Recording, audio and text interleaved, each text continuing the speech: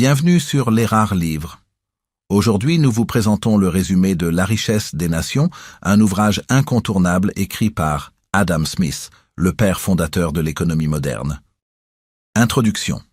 Il y a des livres qui ne sont pas de simples collections de mots, mais des clés, des portails vers une compréhension plus profonde du monde.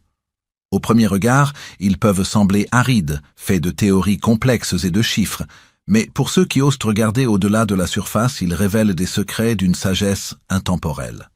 C'est le cas de La richesse des nations, d'Adam Smith. Ce n'est pas qu'un manuel d'économie. C'est une quête philosophique, une méditation sur la nature même de la prospérité humaine.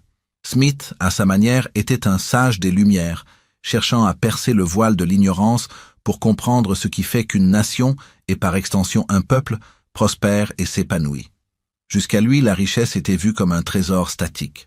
On croyait qu'une nation était riche si elle possédait des coffres remplis d'or, de vastes étendues de terre, ou si elle pouvait accumuler des richesses au détriment de ses voisins. Mais Smith a proposé une vision révolutionnaire, une vérité qui nous paraît aujourd'hui évidente, mais qui était alors une révélation. Il nous a montré que la richesse n'est pas un stock, mais un flux. Elle ne réside pas dans ce que l'on possède, mais dans ce que l'on est capable de produire. La véritable source de la prospérité d'une nation, ce sont ses gens, leur travail, leur ingéniosité et la façon dont ils collaborent pour créer de la valeur. Il a compris que la richesse n'est pas une question de possession, mais une question de mouvement, d'énergie vitale, un peu comme le sang qui circule dans le corps d'un géant endormi. Au cœur de cette vision se trouve une notion qui est devenue légendaire, mais qui a souvent été mal interprétée. La main invisible. Pour beaucoup, c'est un concept froid, mathématique.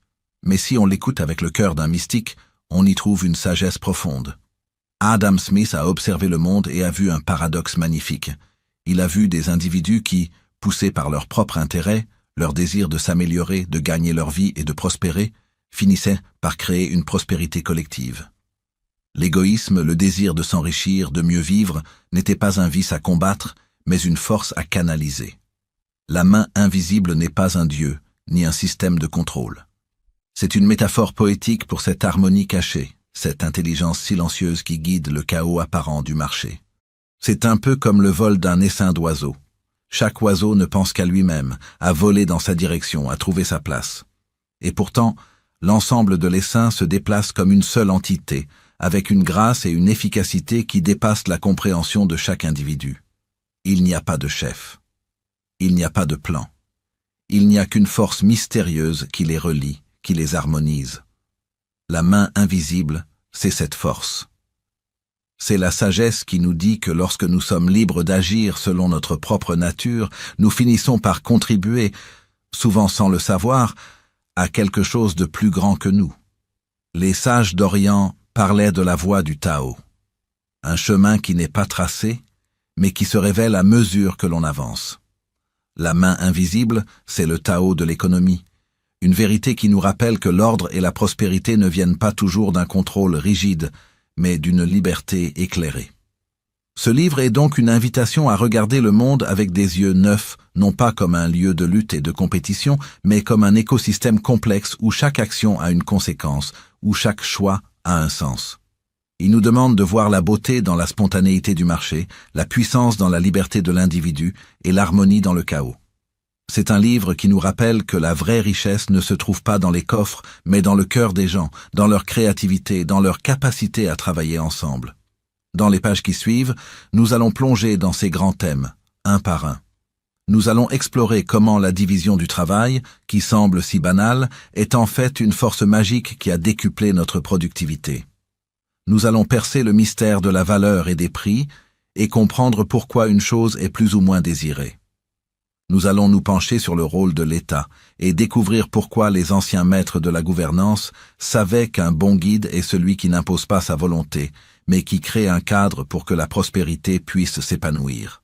Et enfin, nous allons explorer l'importance de l'échange, le mouvement sacré qui permet aux nations de s'enrichir mutuellement, sans guerre et sans domination.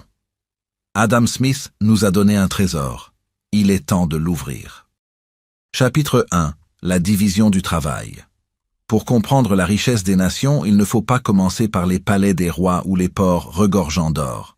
Il faut s'arrêter et observer l'acte le plus simple, le plus ordinaire, celui qui est la base même de toute prospérité, le travail.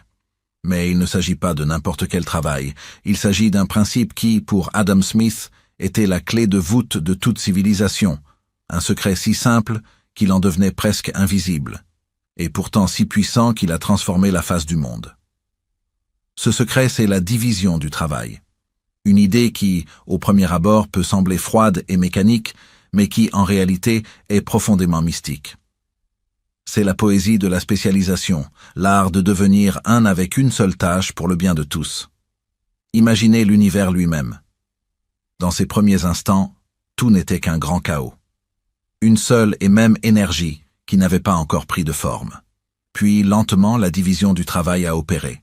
Les atomes se sont spécialisés pour devenir des éléments. Les éléments se sont spécialisés pour former des étoiles, et les étoiles se sont spécialisées pour former des planètes. Chaque particule a trouvé sa place, sa fonction unique. Et c'est de cette spécialisation, de cette division sacrée, qu'est née la complexité, la beauté et l'abondance du cosmos. La division du travail est un principe cosmique. Adam Smith n'a fait que l'observer à l'échelle de l'humanité. Pour illustrer ce pouvoir, Smith nous a raconté une histoire, l'histoire d'une petite épingle. Un objet si commun qu'on n'y prête plus attention. Il a imaginé un ouvrier non qualifié, seul, qui devait fabriquer cette épingle de A à Z. Cet homme devrait extraire le métal, le fondre, le tirer, le couper, l'aiguiser, le polir, et enfin y mettre la tête.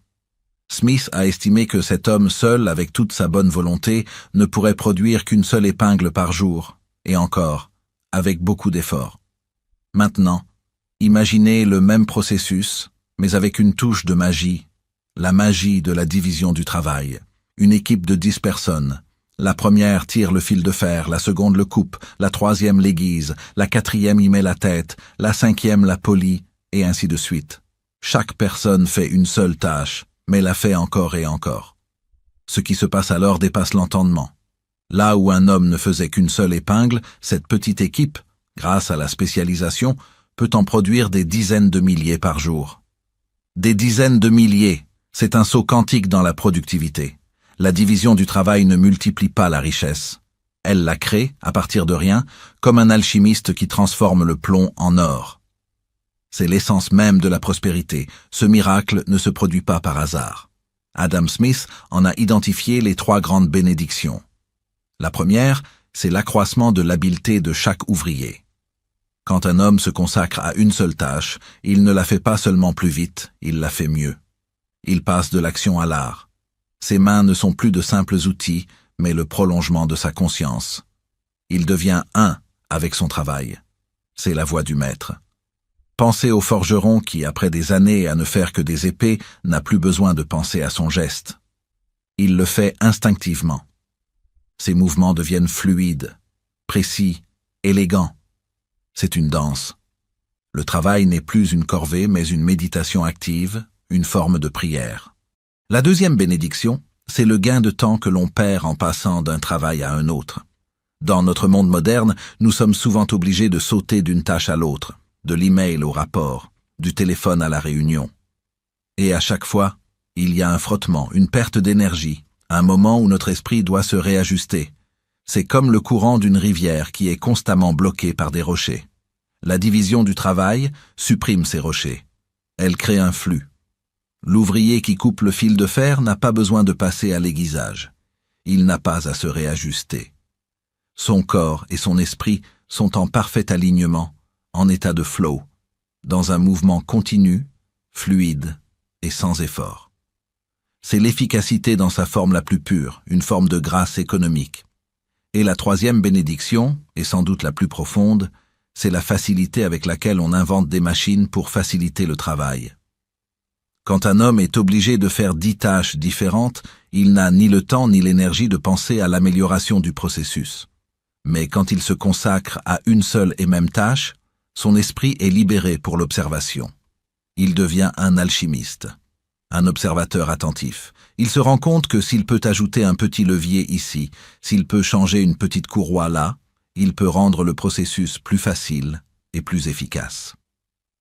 L'histoire raconte d'ailleurs que certaines des premières machines utilisées dans les manufactures ont été inventées par de simples ouvriers, car leur esprit, focalisé sur une seule tâche, est devenu tellement intime avec elle qu'il a pu voir les possibilités d'amélioration là où les autres ne voyaient rien. La spécialisation ne crée pas seulement de la productivité. Elle crée de l'innovation. Elle libère le génie créatif qui est en chacun de nous. Mais la division du travail ne s'arrête pas à la manufacture. Elle est la base de notre civilisation tout entière. Pensez à votre vie. Vous n'avez pas à construire votre maison. Vous n'avez pas à faire vos vêtements. Vous n'avez pas à cultiver votre nourriture. Vous n'avez même pas à écrire ce que vous êtes en train de lire. D'autres l'ont fait pour vous, et en échange, vous leur donnez quelque chose que vous avez créé. Nous sommes tous des maillons dans une chaîne sacrée de spécialisation. Un agriculteur se spécialise dans la nourriture, un médecin se spécialise dans la santé, un enseignant se spécialise dans la transmission du savoir, et c'est en échangeant les fruits de notre travail que nous créons une abondance qui dépasse l'entendement. C'est le principe de l'organisme. Chaque cellule est différente, mais c'est leur spécialisation et leur interconnexion qui permettent au corps de vivre, de prospérer et de se créer une âme. La division du travail est l'âme de la société. Bien sûr, il y a une ombre à cette lumière. Certains diront que la spécialisation rend le travail monotone, que l'ouvrier n'a plus le plaisir de voir son œuvre finie, que l'homme perd son âme à faire la même tâche encore et encore. Mais est-ce vraiment le cas? N'est-ce pas la nature de l'homme de se spécialiser, de se perfectionner? La sagesse ancienne a toujours encouragé la maîtrise. La vie d'un samouraï n'était pas facile, mais il se spécialisait dans l'art du sabre pour devenir un maître. La vie d'un moine n'était pas facile, mais il se spécialisait dans la méditation pour atteindre l'éveil. La spécialisation n'est pas une malédiction, c'est une invitation à la maîtrise. Le défi pour l'homme moderne n'est pas de ne pas se spécialiser, c'est de trouver un sens, un but, une âme dans sa spécialisation. La division du travail, vue à travers le prisme de la sagesse, n'est pas une force de l'économie. C'est une force de la vie. C'est le principe qui permet à l'énergie de circuler, à la créativité de s'épanouir et à l'abondance de se manifester. Adam Smith nous a donné une clé pour comprendre pourquoi la richesse n'est pas un accident. Elle est le résultat d'un ordre, d'un alignement, d'une harmonie qui est déjà là. Il suffit de la reconnaître, de la respecter et de la cultiver. Chapitre 2. La valeur et les prix. Au-delà de la division du travail qui crée l'abondance se pose une question plus profonde, une énigme qui a tourmenté les philosophes et les sages depuis la nuit des temps. Qu'est-ce qui donne de la valeur à une chose? Et pourquoi, dans le grand théâtre de l'économie, certaines choses ont-elles un prix si élevé, alors que d'autres, infiniment plus essentielles à notre survie, ne valent presque rien? C'est le grand paradoxe que Adam Smith a tenté de résoudre. Un mystère qui, si on le regarde avec le cœur, nous révèle une vérité sur la nature même de l'existence. Pensez à l'eau et au diamant. L'eau est la source de toute vie, l'essence même de notre être. Sans elle, nous ne pourrions pas vivre plus de quelques jours. Sa valeur d'usage, sa capacité à étancher notre soif, à nous maintenir en vie, est infinie. Et pourtant, dans la plupart des lieux, elle est gratuite ou ne coûte presque rien. Un simple verre d'eau a une valeur d'échange si basse qu'elle en est risible. Le diamant, quant à lui, est une pierre froide, un objet de pure vanité. Il ne peut nous nourrir, nous vêtir ou nous abriter. Sa valeur d'usage est pratiquement nulle, et pourtant il est l'une des choses les plus chères au monde. Son prix est astronomique. Ce paradoxe, connu sous le nom du paradoxe de l'eau et du diamant, est la porte d'entrée vers la compréhension de la véritable nature de la valeur. Adam Smith a été le premier à nous donner une clé pour résoudre cette énigme. Il nous a demandé de faire une distinction fondamentale, celle entre la valeur d'usage et la valeur d'échange. La valeur d'usage, c'est la valeur qu'une chose a en tant que telle, c'est la valeur de sa fonction, de sa capacité à satisfaire un besoin. C'est la valeur mystique, intrinsèque, d'une chose.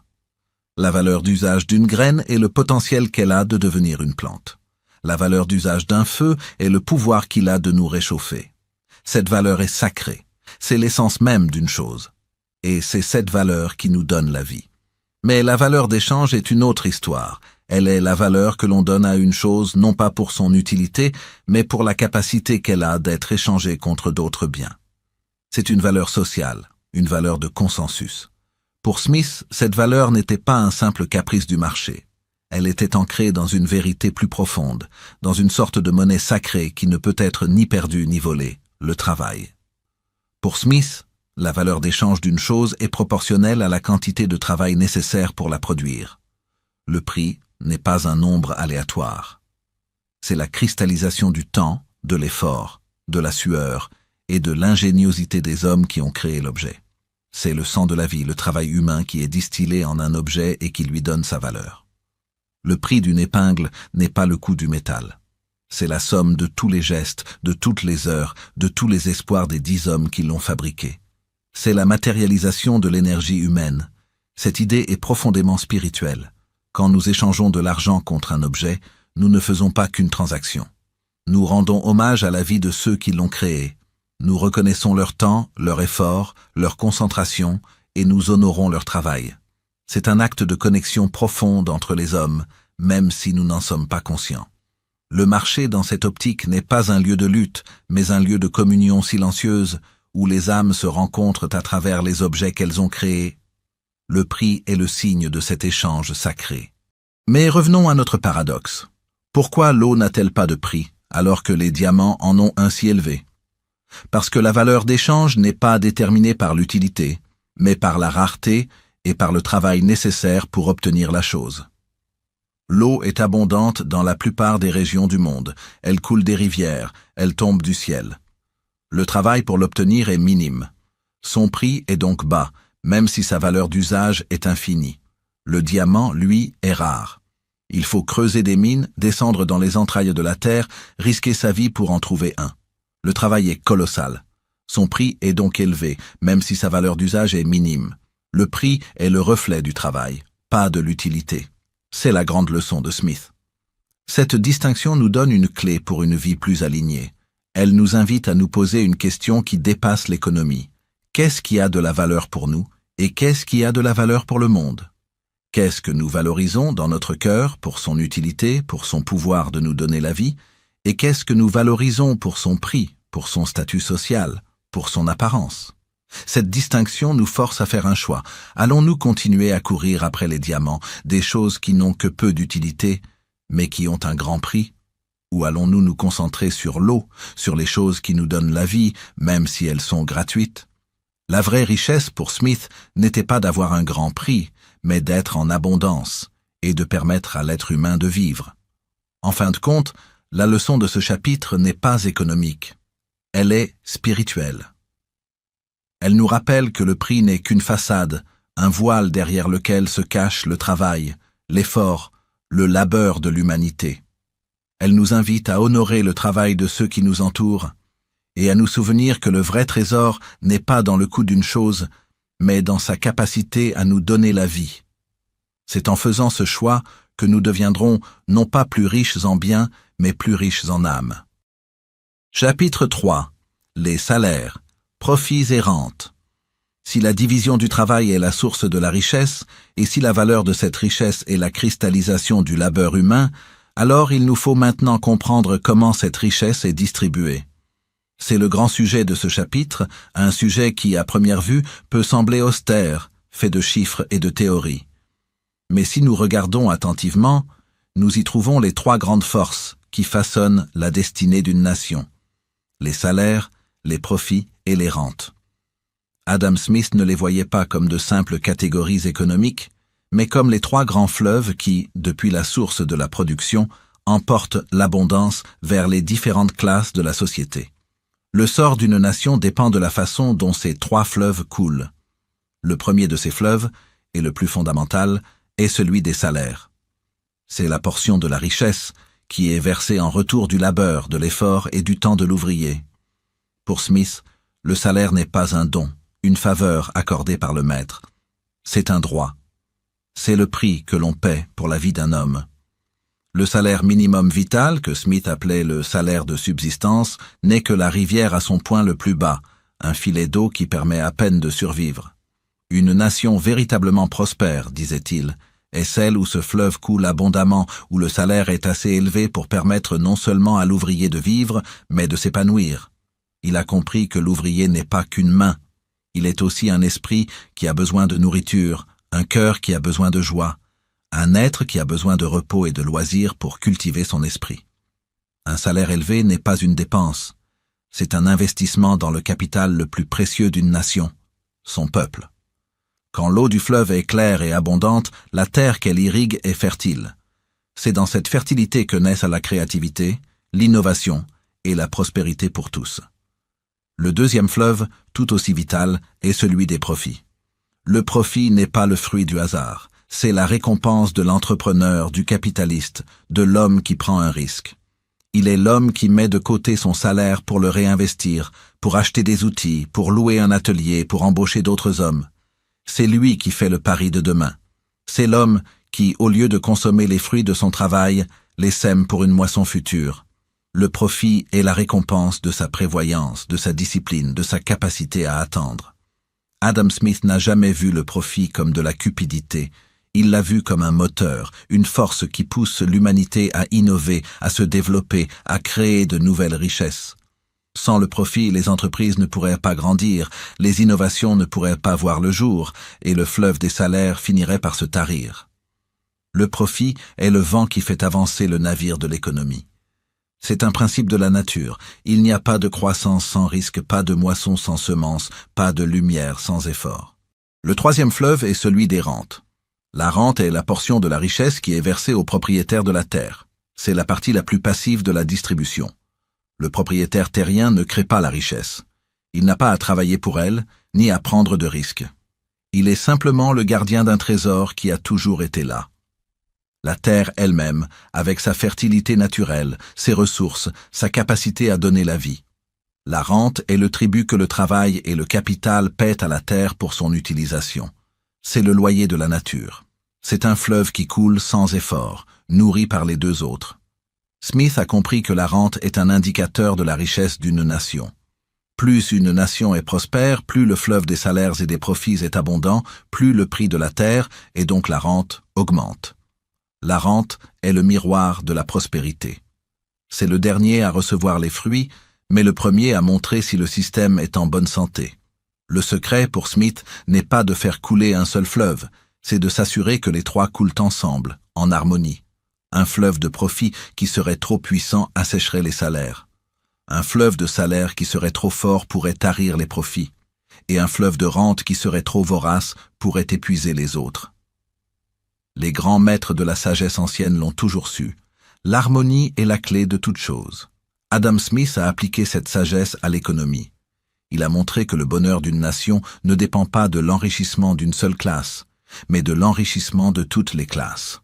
Un travailleur bien payé est un travailleur productif, un entrepreneur qui fait du profit est un entrepreneur qui crée des emplois, et une terre fertile est une terre qui nourrit son peuple. La distribution de la richesse n'est pas un jeu à somme nulle, c'est un grand ballet cosmique où chaque acteur a un rôle essentiel à jouer. En conclusion, ce chapitre nous enseigne une leçon profonde. Il nous montre que le capitalisme, dans sa forme la plus pure, n'est pas un système de compétition sauvage. C'est un système de collaboration. Chaque acteur, poussé par son propre intérêt, finit par contribuer à l'intérêt de tous. Le travailleur, en cherchant à gagner un salaire plus élevé, se perfectionne et devient plus productif. L'entrepreneur, en cherchant à faire du profit, investit dans des outils et des technologies qui bénéficient à tous. Et le propriétaire terrien, en louant sa terre, permet à d'autres de créer de la richesse. Les trois sont interdépendants. Les trois sont essentiels.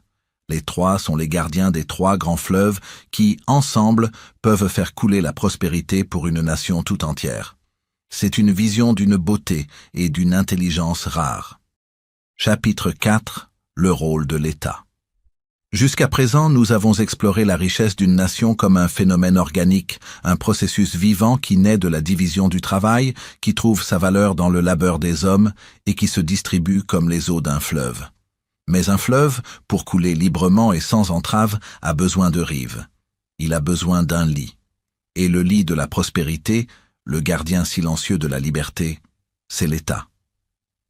Adam Smith ne le voyait pas comme le maître absolu, le commandant qui dicte sa volonté, mais comme un serviteur humble, un jardinier dont le rôle n'est pas de faire pousser les plantes, mais de créer les conditions pour qu'elles puissent grandir d'elles-mêmes, en pleine santé. Dans sa sagesse, Smith a défini le rôle de l'État non pas en termes de pouvoir, mais de devoir. Il a identifié 3 grandes fonctions, 3 piliers fondamentaux sur lesquels repose la prospérité d'une nation. Le premier de ces devoirs est la protection. L'État doit protéger sa société de la violence et de l'invasion d'autres sociétés. C'est le gardien de la souveraineté. C'est l'épée qui défend les frontières pour que les citoyens puissent vivre en paix. Sans cette protection, le travailleur ne peut pas travailler, l'entrepreneur ne peut pas investir et la richesse ne peut pas s'accumuler. C'est la première condition sine qua non de la prospérité. Smith a compris que la peur de la violence est le plus grand frein à l'économie. Quand un homme a peur pour sa vie, il ne peut pas s'épanouir. Il ne peut que survivre. La prospérité ne naît pas dans le désordre. Elle naît dans l'ordre. Et l'État, en tant que gardien de cet ordre, est le premier serviteur de la richesse. Le deuxième devoir de l'État est la justice. L'État doit protéger chaque membre de la société de l'injustice et de l'oppression des autres membres. Il doit veiller à ce que les contrats soient respectés, que la propriété soit protégée et que les lois soient justes pour tous. Pour Smith, la justice est la pierre angulaire de toute société civile. Sans justice, la confiance n'existe pas. Et sans confiance, il n'y a pas d'économie. Comment un commerçant peut-il vendre ses biens s'il n'est pas sûr d'être payé? Comment un ouvrier peut-il travailler s'il n'est pas sûr d'être payé? La justice est l'air que nous respirons. Elle est la lumière qui nous permet de voir. Elle est la base sur laquelle l'échange, le commerce, la prospérité se construisent. Smith voyait la justice comme la manifestation d'une loi cosmique, une loi qui nous dit que chaque action a une conséquence et que la tromperie et le mensonge finissent toujours par s'effondrer. L'État, par son système de justice, est le gardien de cette loi sacrée. Le troisième et dernier devoir de l'État est la construction et l'entretien de certaines œuvres et institutions publiques. Ce sont des choses qui sont d'une grande utilité pour la société, mais qui ne peuvent pas être rentables pour un individu ou un groupe d'individus. On peut penser à une route, un pont, un canal. Personne ne construirait un pont pour la simple raison que le retour sur investissement ne serait pas suffisant pour couvrir les coûts. Mais la société entière en bénéficie. L'État, en tant que représentant de la société, est le seul capable de mener à bien ses projets. Il agit comme un grand architecte qui bâtit les fondations sur lesquelles les individus peuvent ensuite construire leur propre maison. Smith incluait également l'éducation dans cette catégorie. Il comprenait que l'éducation n'est pas qu'un outil pour l'économie. C'est un moyen d'élever l'âme humaine, de lui donner les outils pour penser, pour créer, pour s'épanouir. L'État, en finançant l'éducation, investit dans le plus grand capital de tous, le potentiel illimité de l'esprit humain. Mais Smith était très clair sur ce que l'État ne devait pas faire. Il a mis en garde contre l'excès d'intervention, contre la main lourde de l'État qui tente de planifier l'économie, de dire aux gens quoi produire et comment le faire. Il a comparé ces interventions à un jardinier qui, au lieu de laisser les plantes pousser d'elles-mêmes, essaierait de les faire grandir en tirant dessus. Le résultat serait un désastre. Smith a compris que l'économie, tout comme la nature, a sa propre sagesse. Elle a sa propre intelligence. Elle a sa propre main invisible. Le rôle de l'État n'est pas de la diriger, mais de la libérer, d'établir le cadre pour que la créativité et la liberté puissent s'exprimer. Il y a une leçon profonde à tirer de cette vision. La vraie force d'un dirigeant ne réside pas dans son pouvoir de contrôler, mais dans sa sagesse de lâcher prise. Le plus grand jardinier est celui qui n'agit pas, mais qui crée l'environnement pour que la vie puisse agir d'elle-même. Le plus grand maître est celui qui n'enseigne pas, mais qui crée les conditions pour que l'étudiant puisse découvrir sa propre vérité. Smith a appliqué cette sagesse à la gouvernance. Il nous a montré que la meilleure façon de gouverner n'est pas de tout contrôler, mais de créer un espace de liberté, de justice et de protection, où la prospérité peut s'épanouir d'elle-même. C'est une vision qui nous parle encore aujourd'hui, une vision qui nous rappelle que la liberté est la source de toute richesse et que l'État, dans son rôle le plus noble, est son gardien. Chapitre 5. Commerce international. Jusqu'à présent, nous avons voyagé à travers les fondations de la richesse à l'intérieur d'une nation, de la division du travail qui crée l'abondance, à la valeur qui cristallise le labeur, jusqu'à la distribution qui fait couler les fleuves de la richesse. Mais pour Adam Smith, le tableau ne serait pas complet sans un regard au-delà des frontières. Le dernier grand principe qu'il a percé à jour est celui du commerce international. Au lieu de le voir comme un champ de bataille où les nations rivalisent pour accumuler de l'or, il l'a présenté comme un grand ballet cosmique, une danse sacrée de l'échange qui, lorsqu'elle est libre et sans entrave, enrichit non pas une nation au détriment d'une autre, mais l'humanité tout entière. Imaginez, pour un instant, deux villages voisins. Le premier, niché dans une vallée fertile, est béni par la nature pour cultiver le grain le plus abondant et le plus savoureux. Le second, perché sur des collines rocheuses, est doté d'une terre aride, mais possède une source de fer pur, et ses habitants sont des artisans du métal sans pareil. Si chaque village s'entête à produire tout ce dont il a besoin, il connaîtra la misère. Les habitants de la vallée mourront de faim pour avoir des outils de mauvaise qualité, et les habitants des collines devront lutter pour cultiver des légumes sur une terre ingrate. Mais si un pont est construit entre les deux villages et que les habitants de la vallée échangent leurs grains contre le fer des habitants des collines, alors la vie de tout le monde sera améliorée. Les habitants de la vallée mangeront à leur faim et auront de bons outils, et les habitants des collines auront du grain en abondance. C'est le principe de la division du travail à l'échelle des nations. Ce que Smith a appelé l'avantage absolu n'est rien d'autre que cette vérité simple et profonde. Si un pays peut produire une chose plus efficacement qu'un autre, il devrait se spécialiser dans cette chose. La France est bénie par un sol et un climat parfait pour le vin. Le Brésil est béni par les mêmes conditions pour le café. Il serait absurde pour la France de mettre tous ses efforts à produire du café dans des serres ou pour le Brésil de se lancer dans l'aventure coûteuse de la viticulture. Le commerce libre permet à chacun de se concentrer sur sa force, de réaliser son destin, de faire ce qu'il est censé faire. Et en échangeant les fruits de leur talent, les deux nations se retrouvent plus riches qu'elles ne l'auraient jamais été si elles avaient choisi l'isolement. L'échange n'est pas une perte, c'est un gain mutuel. C'est une loi de la nature. Cette vision était en opposition directe avec la pensée de l'époque, le mercantilisme. Le mercantilisme, c'est l'économie de la peur. Il est fondé sur l'idée que la richesse est une quantité finie, un grand gâteau que les nations doivent se disputer. C'est la philosophie qui disait qu'un pays ne pouvait s'enrichir qu'en vendant beaucoup à l'extérieur et en achetant le moins possible, en protégeant ses industries derrière des murs de tarifs et de taxes. Le but était d'accumuler de l'or et de l'argent. C'est la mentalité du forteresse, la philosophie de la méfiance. Mais comme une forteresse avec de hauts murs, cette philosophie isole les nations. Elle les rend méfiantes, avides et finalement plus pauvres. Car elle ignore une vérité fondamentale. L'abondance ne vient pas de la conservation, mais du mouvement, de l'échange, de la fluidité. C'est l'eau qui coule qui est propre, pas celle qui stagne. Le commerce international, dans la vision de Smith, apporte trois grandes bénédictions. La première est l'abondance. Le commerce libre permet aux nations d'avoir accès à une plus grande variété de biens, à de meilleurs prix, ce qui améliore le niveau de vie de chacun. C'est comme si le monde entier devenait un seul grand marché où chacun apporte ses meilleurs produits. C'est un grand banquet cosmique où chaque nation apporte son plat signature. C'est la fin de la pénurie. C'est la création d'une abondance collective qui dépasse l'entendement. La deuxième bénédiction est la paix. Adam Smith a compris que le commerce est le grand réconciliateur. Quand les nations dépendent les unes des autres pour leur prospérité, elles sont moins enclines à la guerre. Un pays qui achète votre grain et vous vend ses outils ne deviendra pas votre ennemi. Il est votre partenaire.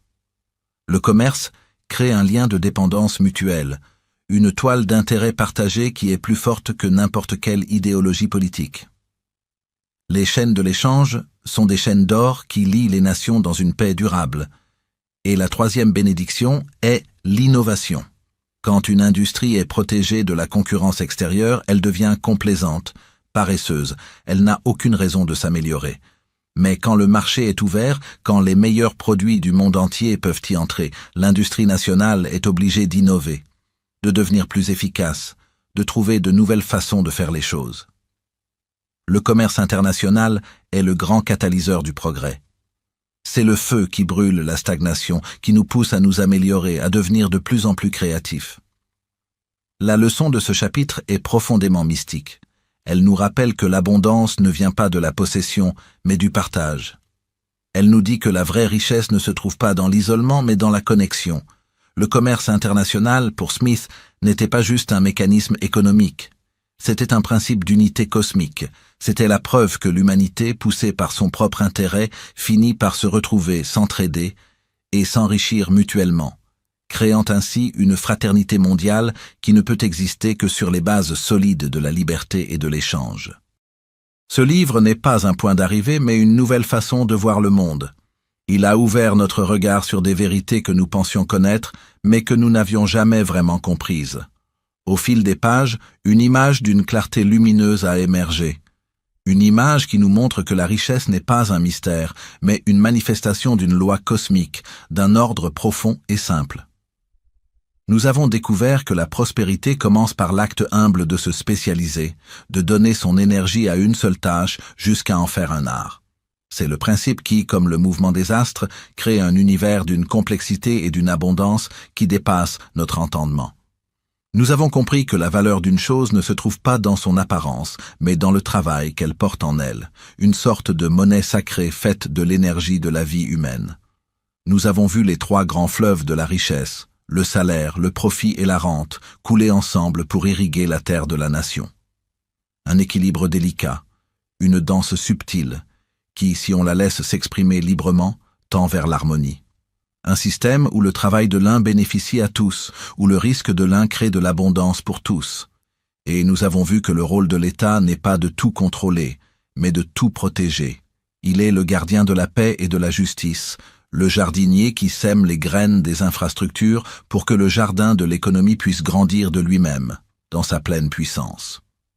Une sagesse qui nous dit que la liberté est la force la plus puissante qui soit.